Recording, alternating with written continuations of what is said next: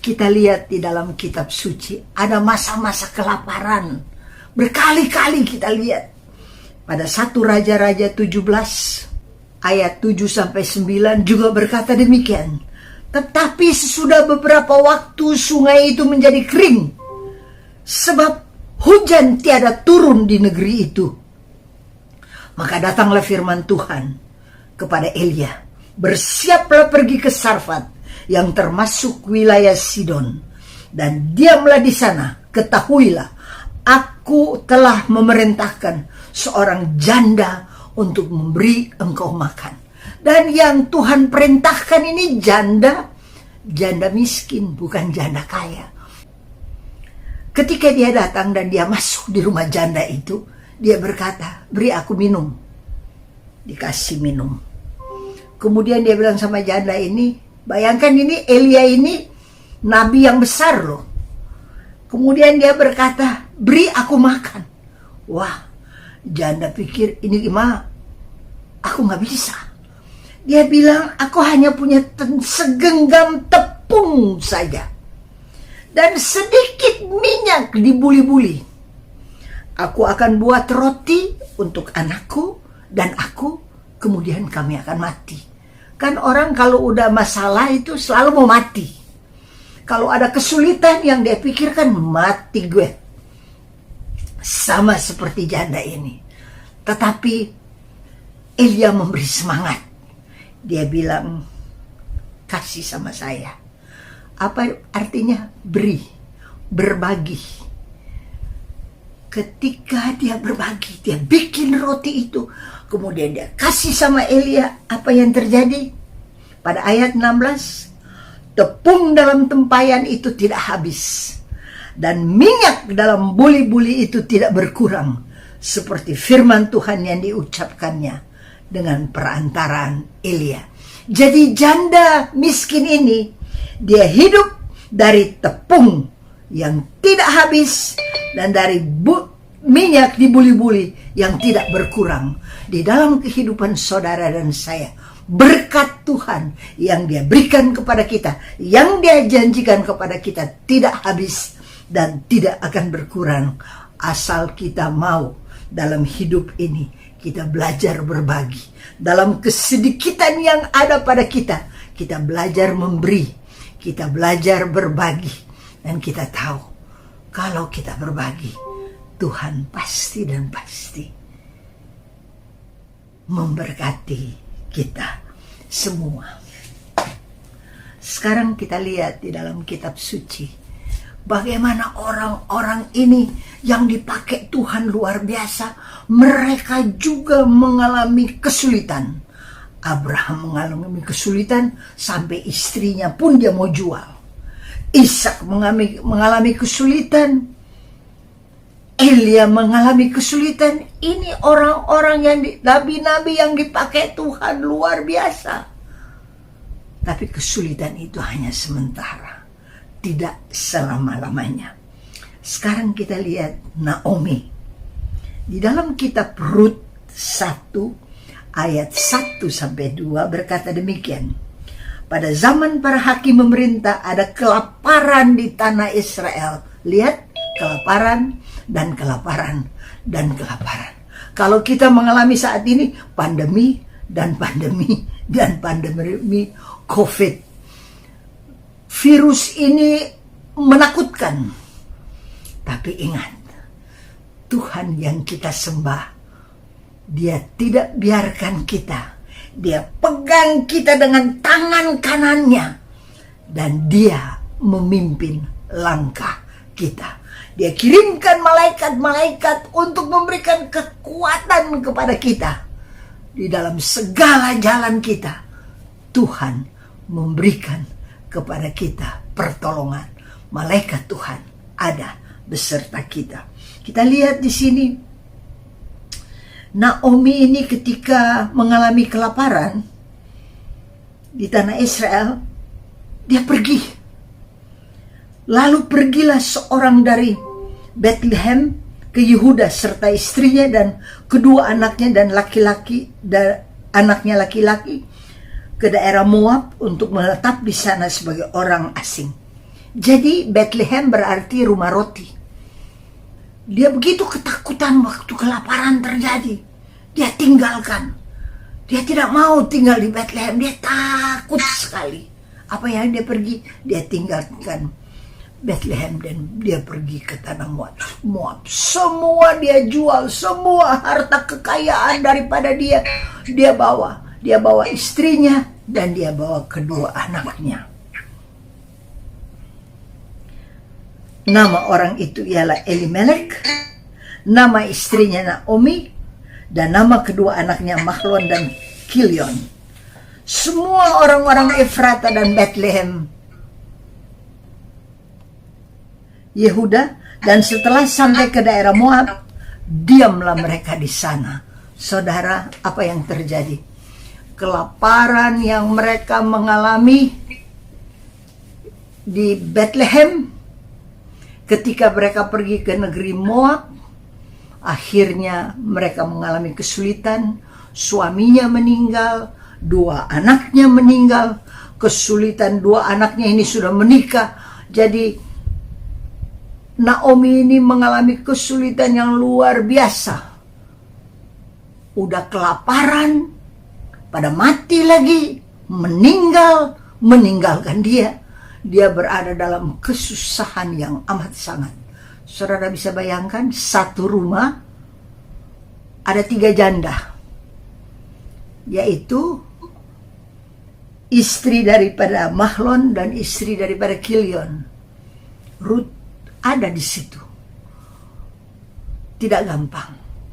3 orang yang kehilangan suami, 3 orang yang kehilangan kekasih. Mereka itu lagi kelaparan, mereka sungguh sulit. Sehingga mantu-mantu ini dia suruh pergi.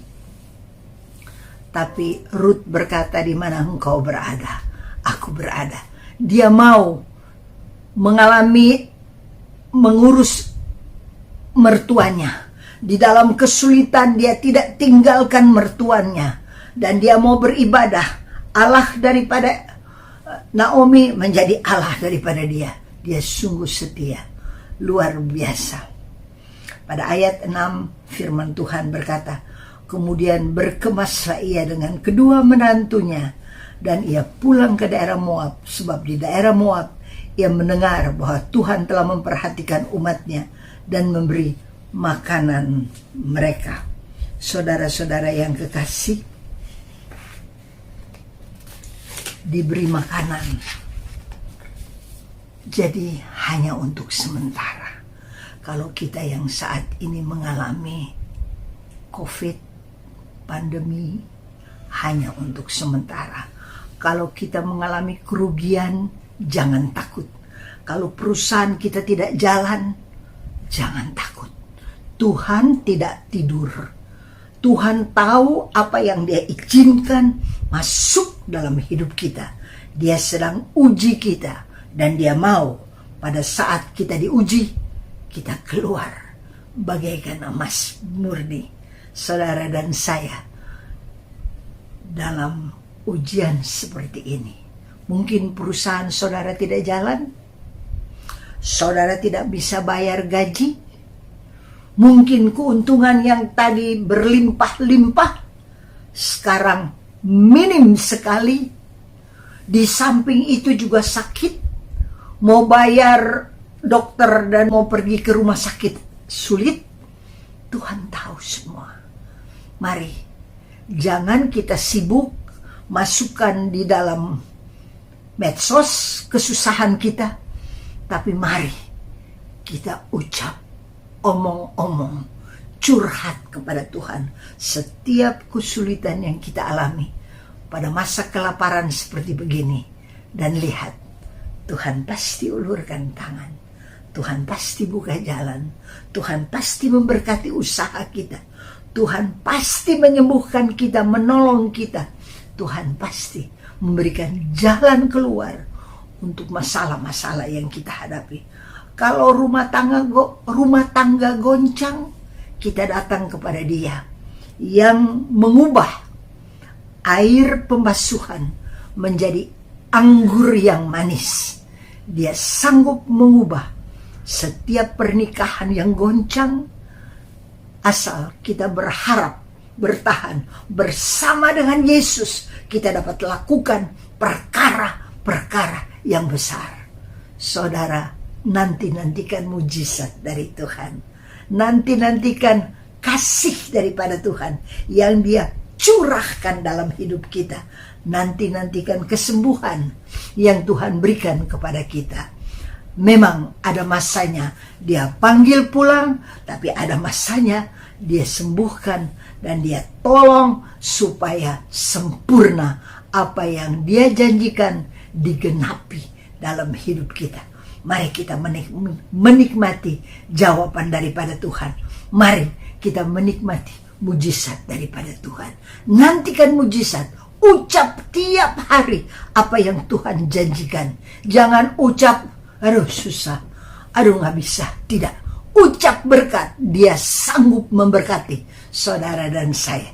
Dan lihatlah bagaimana Dia memberkati. Sama seperti Ishak. Ketika Ishak gali terus, keluar air berbual-bual. Ketika dia tabur terus, apa yang terjadi? 100 kali lipat ganda. Maka kita nantikan 100 kali lipat ganda berkat yang masuk dalam hidup kita, dan berbual-bual rahmat dan berkat boleh masuk dalam hidup kita. Tuhan Yesus setia.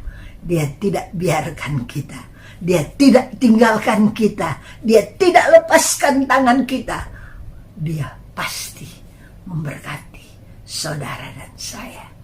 Dalam nama Yesus kita diberkati.